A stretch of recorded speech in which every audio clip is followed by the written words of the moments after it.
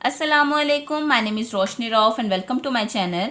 आज की इस वीडियो का टॉपिक है properties of the fundamental operations on complex number. Operations on complex number हम पढ़ चुके हैं। आज हम पढ़ने जा रहे हैं properties of the fundamental operations on complex numbers. ये बहुत ईजी आपको इस वजह से लगेंगे क्योंकि मैं ऑलरेडी आपको question number 1 and question number 2 solve करवा चुकी हूँ। मतलब कि 1.2 के पहले दोनों क्वेश्चन, बल्कि पहले तीनों क्वेश्चन जो है वो हमने सॉल्व कर लिए हैं।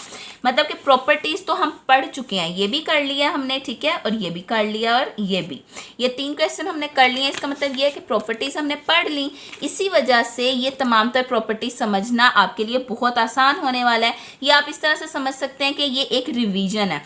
इस क्लास का या फिर इस लेक्चर का मेन मकसद जो है वो ये प्रॉपर्टी नंबर 4 है। बिकॉज यहाँ पर मुझे आपको ये बताना है कि अगर हम एक कॉम्प्लेक्स नंबर लेते हैं a प्लस बी एओटा, तो उसका मल्टीप्लिकेटिव इन्वर्स ये किस तरह से निकलेगा, ये किस तरह से वैल्यू आती है, किस तरह से डिराइव की जाती है। आज की क्लास का मेन एम ये है, बट फिर भी ऊपर से थोड़ा सा पढ़ते हुए और रिवाइज करते हुए नीचे आएंगे। फर्स्ट पॉइंट आपको नजर आ रहा है, the additive identity in complex number is 0 0। अब आप अच्छी तरह से जानते हैं एडिटिव आइडेंटिटी मैंने आपको पढ़ाई थी जब हमने कॉम्प्लेक्स नंबर्स पढ़े थे, और उसके अंदर हमने बिल्कुल ये पढ़ा था कि जो एडिटिव आइडेंटिटी है वो होती है 0 प्लस 0 एओटा, और इस चीज़ को प्रूफ भी करके देखा था। सो इसमें तो हमें कंफ्यूज होने की जरूरत ही नहीं। एक चीज़ आपको बता दूं, अगर एक कॉम्प्लेक्स नंबर इस सूरत में लिखा हुआ है 0,0 और ब्रैकेट्स में, मतलब कि ये ऑर्डर्ड पेयर की सूरत में लिखा गया है। जब आप इसको खोल के लिखोगे तो आप ऐसे लिखोगे 0 प्लस 0 एओटा। आप कॉम्प्लेक्स नंबर को ऐसे लिखो या ऐसे लिखो, कोई फर्क नहीं पड़ता, दोनों का एक ही मतलब है। सो इसको लेकर आपने कंफ्यूज नहीं होना। नेक्स्ट चलते हैं point number 2। Every complex number a plus b iota has the additive inverse. ठीक है, हर कॉम्प्लेक्स नंबर का एक एडिटिव इनवर्स होता है जो कि होता है -a माइनस बी एओटा। आपने एडिटिव इनवर्स भी पढ़ा हुआ है, सो उसको दोबारा से देख लेते हैं। ये देखें, यहाँ पर हमने पढ़ा था कि जो सा हमारा कॉम्प्लेक्स नंबर है a प्लस बी एओटा, इसका एडिटिव इनवर्स भी यहीं पर एग्जिस्ट करेगा जो होगा -a माइनस बी एओटा, और इस चीज़ को हमने प्रूफ भी किया था। नेक्स्ट चलते हैं, नेक्स्ट पॉइंट है point number 3। The multiplicative identity is 1 0। इस चीज़ को भी प्रूफ किया था कि 1 प्लस 0 एओटा जो है वो मल्टीप्लिकेटिव आइडेंटिटी की वैल्यू होती है। अब चलते हैं अपने असल काम की तरफ, जो कि है पॉइंट नंबर 4। एक चीज़ हमेशा याद रखिएगा कि कॉम्प्लेक्स नंबर्स हों चाहे रियल नंबर्स हों, कॉम्प्लेक्स नंबर की चलें इस वक्त बात करते हैं क्योंकि यही इस वक्त का टॉपिक है। सो कॉम्प्लेक्स नंबर में कभी भी नॉन जीरो, जो सा हर एक नॉन जीरो वैल्यू है ना, सिर्फ और सिर्फ उसी का मल्टीप्लिकेटिव इनवर्स जो है वह एग्जिस्ट करता है। जीरो कॉम्प्लेक्स नंबर का मल्टीप्लिकेटिव इनवर्स एग्जिस्ट नहीं करेगा। ये आपका एमसीक्यूज भी हो सकता है, मोस्ट इंपॉर्टेंट, इसलिए इसको समझिएगा कि every non zero complex number has a multiplicative inverse. मतलब कि सिर्फ और सिर्फ नॉन जीरो कॉम्प्लेक्स नंबर जो है वो ही मल्टीप्लिकेटिव इनवर्स रखता है।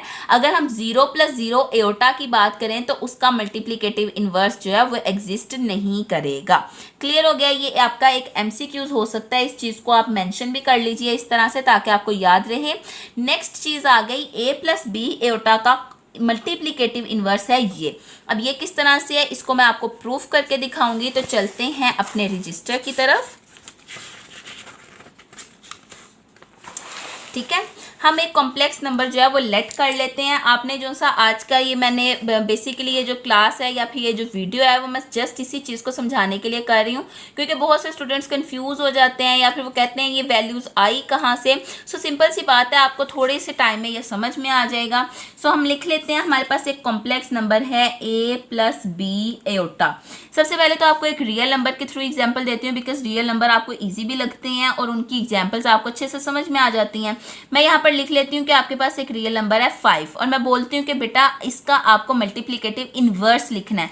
तो आप क्या लिखोगे? 1/5। इसकी रीज़न ये है कि 5 से कैंसिल हो जाएगा और आंसर की सूरत में हमारे पास क्या आ जाएगी? एक मल्टीप्लिकेटिव आइडेंटिटी की वैल्यू जो कि है 1 इन रियल नंबर्स। ठीक है, अब चलते हैं कॉम्प्लेक्स नंबर की तरफ। अगर मैं लिखूं a प्लस बी एओटा, तो आप क्या करोगे? इसका मल्टीप्लिकेटिव इनवर्स कैसे लिखोगे? अगर मैं यहाँ पर जस्ट 1/, ए प्लस बी एओटा लिख दूँ तो ये तो रॉन्ग है, बिकॉज मल्टीप्लिकेटिव इन्वर्स की वैल्यू अगर हम बात करें रियल नंबर्स में तो 1 होती है, ठीक है, लेकिन अगर कॉम्प्लेक्स नंबर में बात करें तो वो होती है 1 + 0 एओटा। सो यहाँ पर मैं साथ में +0 एओटा भी लिख लेती हूँ इस सूरत में कि कोई ज़्यादा यानी कि अगर प्रॉब्लम हो या फिर आप कंफ्यूज हो रहे हो तो आप यहाँ पर +0 एओटा लिख लो, कोई इशू नहीं है।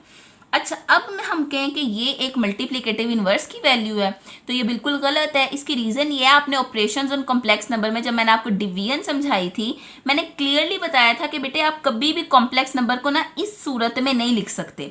इसकी रीज़न ये है, कॉम्प्लेक्स नंबर हमेशा एक स्टैंडर्ड फॉर्म में आता है, एक उसका पार्ट होता है रियल, एक पार्ट होता है इमेजिनरी, उन दोनों को ऐड करवाया जाता है या माइनस करवाया जाता है और कहा जाता है कि ये कॉम्प्लेक्स नंबर है। कॉम्प्लेक्स नंबर को हमेशा आपको स्टैंडर्ड फॉर्म में लेकर आना होता है।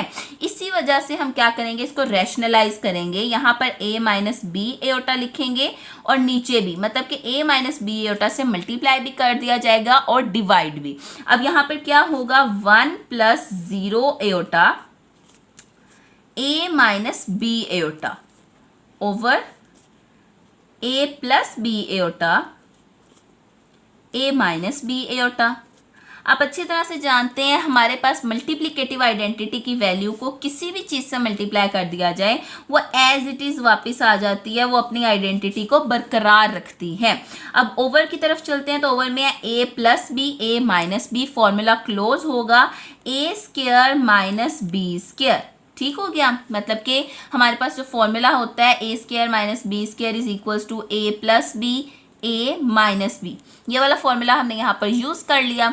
एओटा स्क्वायर की जगह उसकी वैल्यू पुट कर देंगे a - b aorta over a² - b² into -1, ठीक है। माइनस माइनस क्या हो जाएगा, plus a - b aorta over a² + b²। Clear है। अब आप अच्छी तरह से जानते हो जब डिनोमिनेटर सेम होना तो न्यूमरेटर की हर एक वैल्यू के लिए वो काउंट किया जाता है।